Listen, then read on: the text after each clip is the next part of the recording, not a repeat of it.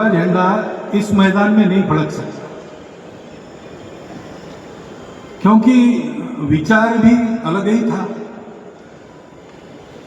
आधुनिक इतिहास में उस विचार का प्रयोग कहीं देखने को नहीं मिलता। भारत की दृष्टि लेकर विचार हुआ तो विचार कैसा है कि मजदूरों दुनिया को एक करो, और मजदूर विरुद्ध मालिक ऐसा नहीं है, तो एक उद्योग परिवार है। अब मजदूरों के दुख को दूर करने के लिए, संघर्ष करने के लिए निकले लोग अगर परिवार की बात करेंगे तो कैसे टिकेंगे, ऐसा विचार रख के सबने बोला होगा।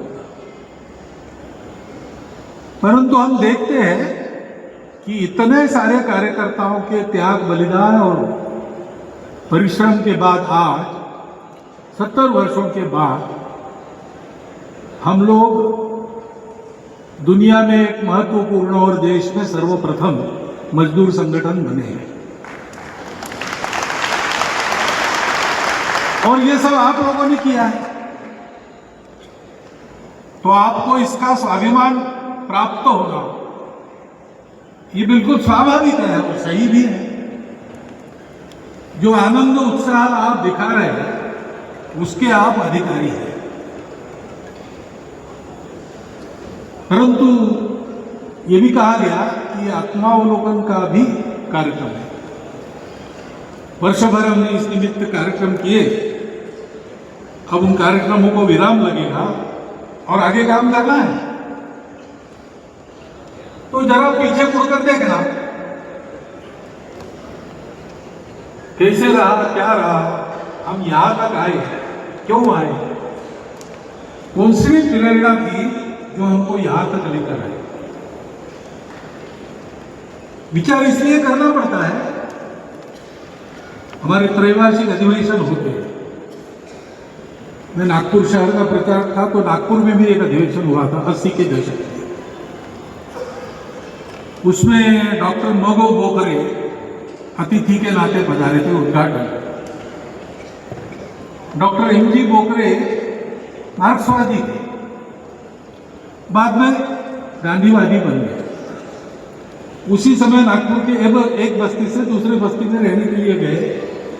वहां उनके नए घर के सामने ही संघ की शाखा लगती थी, इसलिए जिज्ञासा बस वहां गए, बातचीत हुई, संघ से संपर्क बढ़ा, तब वो संघ के विचारों से सहमत हुए और मजदूर संघ के अधिवेशन में आए। तो उन्होंने एक विषय सबके सामने रखा, खाली कुर्सियां नहीं आएगी। उन्होंने रखा कि आपके पास इतना अच्छा विचार है, निर्दोष विचार है, आज तक हुए सफल प्रयोग अभी नहीं है, आंशिक दृष्टि से सफल हुए, लेकिन पूर्ण सफलता दे सकने वाला विचार आपके पास है। लेकिन आप भी वही करते हो जो बाकी सब संगठन करते हैं। आप भी बंद करते हो, जिंदाबाद मुर्दाबाद करते हो, ये सब करते हो। आपके पास है, उस पर चलो तो सबका कल्याण हो।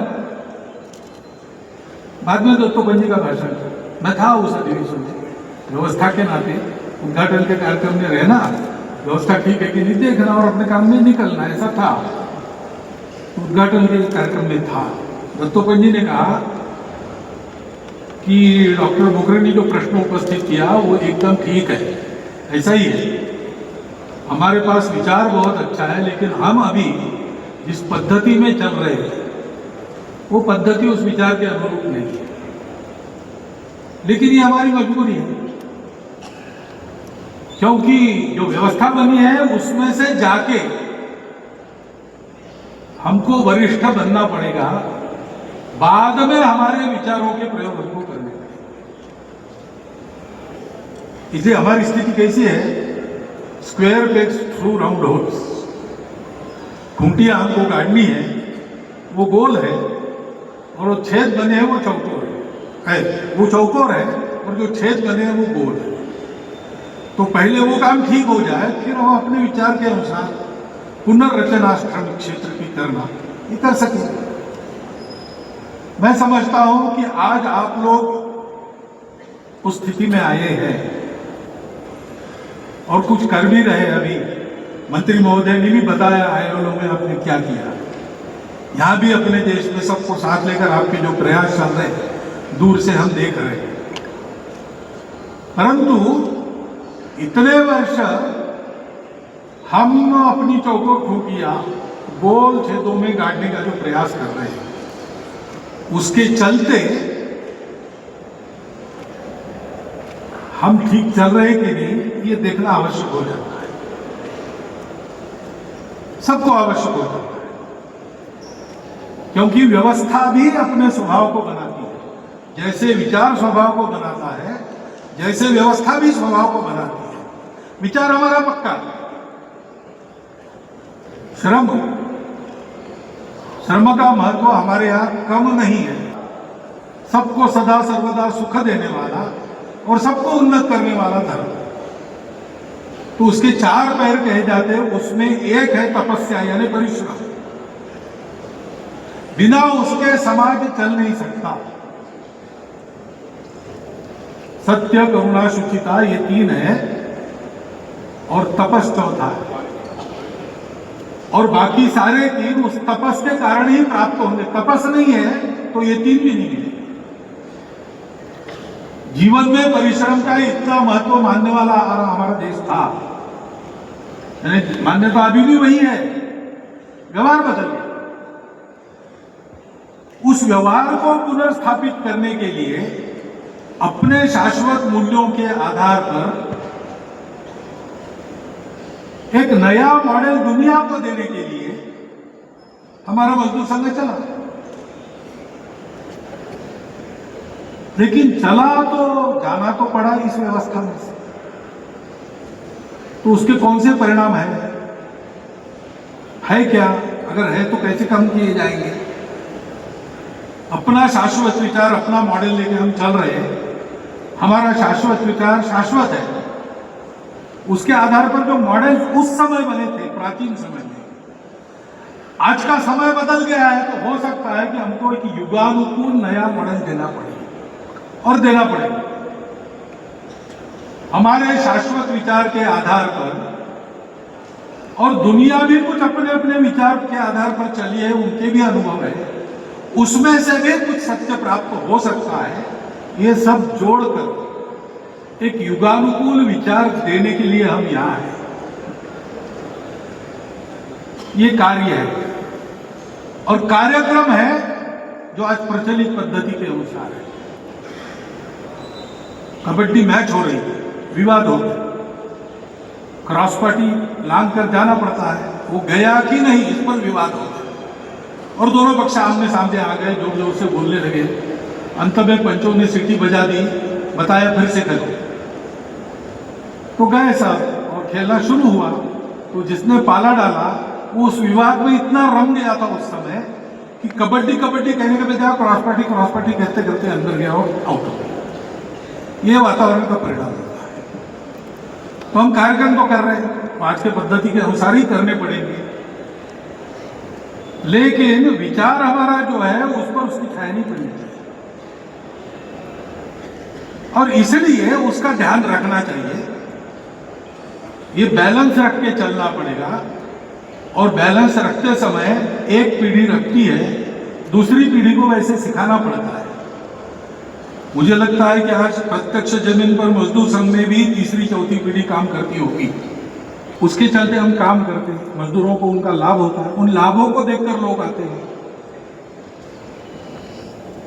अब लाभार्थी बनकर आते हैं, लेकिन ध्येयार्थी बनकर हमारे साथ आगे चले। ये हुआ है कि नहीं? प्रेरणा तो वही है, लाभ नहीं, संवेदन। जब राज्यसभा में स्थान मिला दत्तोपंत जी को, तो पूजनीय गुरु जी को मिलने के लिए गए। गुरु जी हमारे संघ चालक थे और उन्होंने पूछा कि अब मजदूरों का प्रतिनिधित्व संसद में मैं करूंगा तो क्या ध्यान में रखना चाहिए। तो गुरुजी ने उनको पूछा कि एक माता को अपने पुत्र की जितनी चिंता रहती है, उसके प्रति जितना लगाव रहता है, वैसा लगाव प्रत्येक मजदूर के प्रति अपने हृदय में है क्या? अगर है तो फिर सही रास्ते पर चलोगे, नहीं है तो फिर सब नाटक है। अब जब काम बढ़ता है तब लोग जुड़ते ही हैं। एक मोटा मोटी सबके हृदय में श्रद्धा निष्ठा होती है, परंतु समझ, इसको समझ लो, मजदूर संघ का काम कर रहा है नहीं, मजदूर संघ के ध्येय विचार भावना के साथ, कार्य पद्धति की सूक्ष्म बातों के साथ तन्मय होकर काम कर रहा है। क्योंकि प्रामाणिकता से काम करेंगे तो जो हम करने जा रहे हैं वो होगा।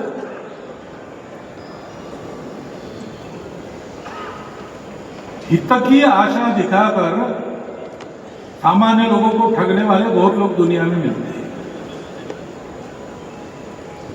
अपने को महत्व मिले इसलिए सेवा करने वाले भी दुनिया में बहुत मिलते हैं। संकट ना आए इसलिए भय के बारे अच्छा काम करने वाले भी मिलते हैं। अपने अहंकार को तृप्त करने के लिए अच्छा काम करने वाले भी मिलते हैं। परंतु जो काम टिकाऊ होता है, अंततोगत्वा सफल हो जाता है और जिसका परिणाम युगों तक रहता है, ऐसा काम करने वालों की प्रेरणा क्या होती है? वो प्रेरणा होती है संवेदना और प्रामाणिकता। संवेदना है, दुख देखा नहीं जाता, तो देखा नहीं जाता तो जितना मेरे बस में है मुझे करना चाहिए, पूरी शक्ति लगाकर उस दुख को दूर करने की। इस भावना से मनुष्य काम करता है। जब ऐसा काम करता है तो उसको कोई बात रोक नहीं सकती। उसको न उपेक्षा रोक सकती है, न विरोध रोक सकता है, न आज जैसी अनुकूलता आपको प्राप्त हुई है ऐसी अनुकूलता की चमक दमक रौनक उसको लुभा सकती है। सब होने के बाद भी माला के मोती तोड़कर उसमें राम ढूंढने वाले हनुमान जी जैसा वो अपने ध्येय के लिए ही चलते रहते।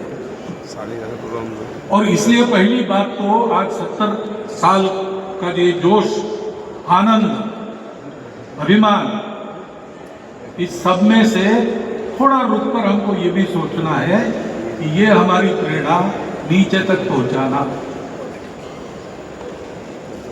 क्योंकि आगे करना है। अभी तो भारत में उद्योग परिवार की कल्पना को लेकर बहुत सी बातें स्थापित करने में हम यशस्वी हुए, लेकिन यह बात रुकती नहीं। मजदूरों दुनिया को एक करो वाली बात है, तब तक चलना है। लेकिन बाकी चार है, अधिष्ठान, कर्ता, करण और विविध चेष्टा। कार्य को सफल करने के लिए विविध प्रकार के काम करने पड़े जो हम कर रहे हैं, करेंगे। और कार्य पद्धति, अब जिस जैसा काम है वैसी कार्य पद्धति उसको हमने विकसित किया, उसको ठीक से चलाना पड़ेगा। अधिष्ठान अपना शुद्ध है, सत्य है, शाश्वत विचार पर आधारित है और प्रयोग सिद्ध है। अभी नहीं, लेकिन एक समय इसके आधार पर हमने एक शोषण रहित व्यवस्था का निर्माण किया था। अब देश काल परिस्थिति सुसंगत उसका दूसरा रूप लाना पड़ेगा उन्हीं मूल्यों के आधार। परंतु ये सब करने वाला तो करता है, मुख्य बात वो है। करने वाला अगर नहीं है तो कैसे होगा? एक विवाह में डॉक्टर हेडगेवार गए, वो विदर्भ में ऐसी पद्धति है, विवाह के बाद पान सुपारी होती है। लोगों को भोजन में नहीं बुलाया चलता है, पान सुपारी दिए बिना नहीं भेजते। तो पानदार आ गए, पान खाना शुरू हो गया। एक जगह चूना खत्म हो गया कटोरी में, तो किसी ने कहा चूना खत्म हो गया, चूना ले आओ। किसी ने सुना, पास वाले जो प्रबंध घूम रहे थे, अरे यहाँ चूना समाप्त हो गया। जिसको बताया दूसरे काम में था, उसने तीसरे को बताया, उसने और किसी को बताया। ऐसा करते करते सारे मंडप में सब लोग चूना लाओ चूना लाओ चूना लाओ कह गए। कटोरी खाली है। डॉक्टर हेडगेवार थे, वो परिचित थे घर में, तो इसलिए उठ के अंदर गए, कटोरी लेके कोठी के कमरे में जहाँ चूना था वहाँ से चूना निकाल के भरा, आकर बैठ गए, पान खाना शुरू हो गया, तो भी चूना लाओ चले गए। चूना लाओ कहने से नहीं होता, किसी को अंदर जाके चूना भर के लाना पड़ता है। तो ये सारी बातें हैं, लेकिन करने वाला करता है, वो कर्ता योग्य होना चाहिए। हमको अपनी योग्यता को बरकरार रखते हुए जो और अधिक में होना चाहिए देश काल परिस्थिति सुसंगत, उसको प्राप्त करते हुए ध्येय के प्रति एकनिष्ठ रहते हुए निरंतर गुणों की साधना करना। बाकी अपने कार्य क्षेत्र में क्या डिटेल है क्या नहीं आप जानते हो ज्यादा, और इसके पूर्व के सब भाषणों में उसका उल्लेख भी हुआ है। परंतु यह अब ध्यान में रखना होगा कि अब हमारी जिम्मेवारी संगठन को तो बड़ा करना ही है, लेकिन केवल अपने संगठन तक सीमित नहीं है। देश के वातावरण में एक परिवर्तन लाने का अपना कार्य है, और दुनिया के वातावरण में भी एक परिवर्तन लाने का काम है। विजय अच्छा है, विजय चाहिए, सक्सेसफुल होना ही चाहिए, परंतु केवल वहां बात रुकती नहीं। दुनिया में विजय प्राप्त लोग बहुत हैं। सीजर के बारे में, जूलियस सीजर के बारे में ऐसा कहते हैं, he came, he saw and he conquer. लेकिन एक जिज्ञासु था, उसने प्रश्न पूछा, he conquered, okay, after that क्या है? वो आया, उसने देखा, उसने जीत लिया, फिर आगे क्या होगा? एक दिन वो मर गया। अब इतिहास जमा है, कुछ दिन इतिहास जरूर याद रखेगा, उसके बाद वो भी भूल जाएंगे। विजेता, विश्व विजेता कहे जाते हैं, लेकिन एक दिन भूले जाएंगे। परंतु एक राजा जो अपने पितृवचन का पालन करने के लिए 14 साल वन में गया, लौकिक दृष्टि से देखे तो जो चल के आया था राज्य वो छोड़ के गया। व्यावहारिक दृष्टि से बहुत विचार करने वाले लोग उनको मूर्ख भी कह सकते हैं, लेकिन वो राजा हो गया, उसको आज भी लोग याद करते हैं। वो वास्तव में है, ऐसा व्यवहार करते हैं, और उसने दिए हुए स्टैंडर्ड्स व्यवहार के नाम वो आज भी अपने जीवन में पालन करते हैं। प्रभु राम को आज की गणना के अनुसार 8000 साल के बाद भी हम याद करते, केवल याद नहीं करते, उनके आचरण का अनुकरण। क्यों? क्योंकि ही came, he saw, he conquered, करना पड़ा, सब किया, लेकिन उसके लिए नहीं किया, एक परिवर्तन लाने के लिए किया। हमारा उद्देश्य, इतने सारे मजदूर संगठन थे, स्वयं दत्तोपंत जी भी मजदूर संघ की स्थापना के पहले एक अन्य संगठन में काम किया होता था, प्रामाणिकता से, निस्वार्थ बुद्धि से, तरीके सीखने के लिए। तो जो संगठन थे उसी में काम हो सकता था। अपना एक अलग झंडा खड़ा करो, इसलिए मजदूर संघ नहीं आया, एक नया रास्ता दिखाने के लिए आया। उस रास्ते पर अन्य कोई चल नहीं सकते थे उस समय, उनकी वो कल्पना भी करना उनके लिए असंभव था। आज उदाहरण खड़ा हुआ है, और इसलिए सबको साथ लेते हुए एक सत्य पथ का अनुसरण सबने करना, ताकि श्रमिक हित, उद्योग हित, देश हित, ये त्रयी पूरी करने के बाद वो विश्व हित का उपकरण बने, ऐसा संगठन खड़ा करना, इसका विचार करते हुए आज के आनंद में, आज के जोश में थोड़ा सा होश रखकर आप लोग चलिए, इतनी प्रार्थना करता हूं। आपका अभिनंदन, आगे के लिए आपको शुभकामना, बहुत बहुत धन्यवाद। मेरी जिज्ञासा की तृप्ति करके जो ज्ञान प्राप्त होगा, उससे आगे क्या होगा, इसका विचार ज्ञान प्राप्त करने वाले करते ही होंगे ऐसा नहीं है, लेकिन उस ज्ञान का उपयोग जो करने वाले हैं, जिनके लिए होने वाला है, जिन पर उसके परिणाम होने वाले हैं, उनको तो सोचना पड़ता है। तो नई नई टेक्नोलॉजी आती है, उसमें से कई नए प्रश्न भी खड़े हो जाते। चलने की क्षमता बहुत ज्यादा थी। मेरे बचपन में स्कूल में जाता था तो स्कूल में जाने के लिए साइकिल मिले तो बहुत बड़ा भाग्य माना जाता था। कुछ ही छात्रों के पास साइकिल होती, लेकिन आज तो वो छोटी गाड़ी के बिना चलता नहीं, ऐसा मैं सोचता। छोटे अंदर चलना भी आदत नहीं रही है। तो जीवन में परिश्रम की क्षमता जैसे कम होती है, वैसे आगे चल के श्रम की वो आएगी। ज्ञान का शोध चल रहा है, उसमें से नई नई बातें आने लगी। आई हुई बात को कैसे संभालना, उसके जो परिणाम होंगे उसमें श्रमिक क्षेत्र पर आंच न आए, पूरे समाज को भी उससे सुख मिले, कोई नई समस्या उत्पन्न न हो। इसलिए सोचना और सोच के आधार पर करना, ये भी हमको करना पड़ेगा, क्योंकि यद्यपि हम श्रमिक संगठन है, अब सबसे बड़े होने के कारण और आज दुनिया के अनेक देश हमारी पद्धति का अध्ययन कर रहे हैं, तो उनके सामने भी उदाहरण स्वरूप होने के कारण ऐसी नई परिस्थितियों में श्रमिकों का हित, उद्योगों का हित, देश का हित सुरक्षित रख के कैसे रास्ते निकाले जा सकते हैं, ये सीखने के लिए हमारी तरफ ही दृष्टि होगी। और ये हमारा दायित्व बनता है, तो ऐसा सोचना पड़ेगा। और सोचने के लिए फिर जिस कार्य पद्धति के कारण उपेक्षा विरोध का सामना करते हुए हम शिखर पर आए, शिखर पर यानी पड़ाव पर आए, और उस पड़ाव में अनुकूलता ही अनुकूलता होने के बाद भी उससे विचलित न होते हुए अब आगे के क्षितिजों को हम ढूंढ रहे हैं।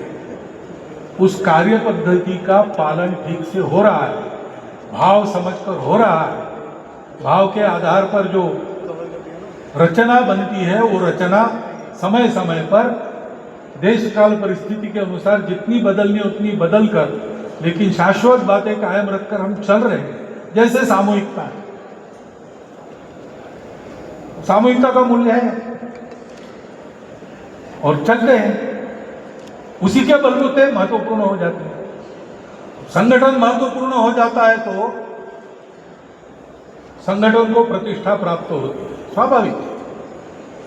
संगठन प्रतिष्ठित होता है तो कार्यकर्ता भी प्रतिष्ठित हो जाते हैं, उनका स्टेटस बन जाता है। और दत्तोपंत जी का इशारा है। दूसरा भी है, अनुकूलता बढ़ती है तो सुविधा होता है, नहीं होता है संगठन के ऊपर, कार्यकर्ताओं के बनने पर। ऐसी बातों से सावधान रहना पड़ता है। स्टेटस बढ़ता है तो फिर सामूहिकता में अनामिकता होनी चाहिए, मैं नहीं तू ही वाली प्रवृत्ति होनी चाहिए। एक ने कही दूसरे ने मानी, नानक कहे दोनों ज्ञानी, ये होना चाहिए। वो आदतें परिश्रम पूर्वक कायम रखनी पड़ती है। 30 साल पहले मैं सार्वजनिक जीवन में आया, उस वर्ष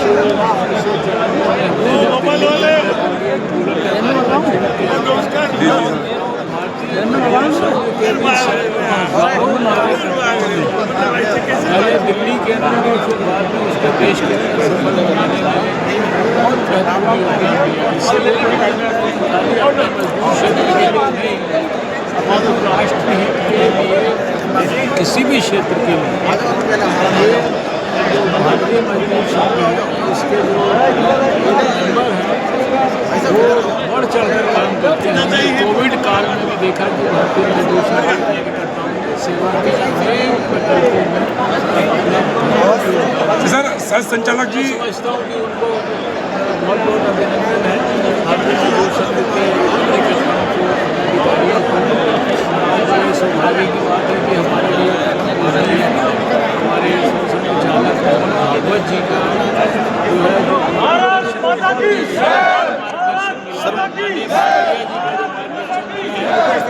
निश्चित रूप से भारतीय संघ को 20-30 सालों के अच्छा सर, जब संचालक जी भारत की जो कल्पना है प्रधानमंत्री की, उसमें बहुत महत्वपूर्ण योगदान है कि भारतीय मजदूर संघ ऐसे संगठनों का ही हो सकता है। सर, मजदूर अपनी मांगों